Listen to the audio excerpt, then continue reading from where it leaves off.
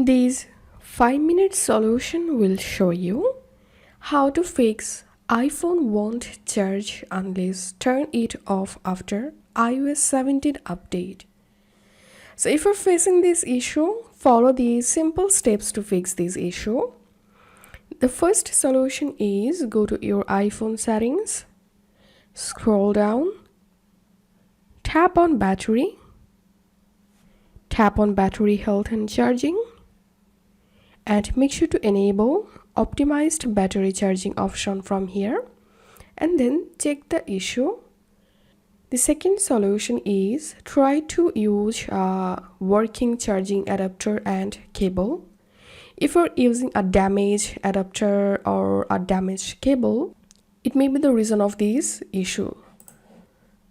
So use a working or good condition charging adapter and cable and check the issue. The third solution is clean your iPhone charging port.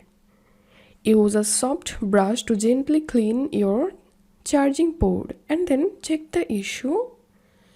The last solution is update your iPhone.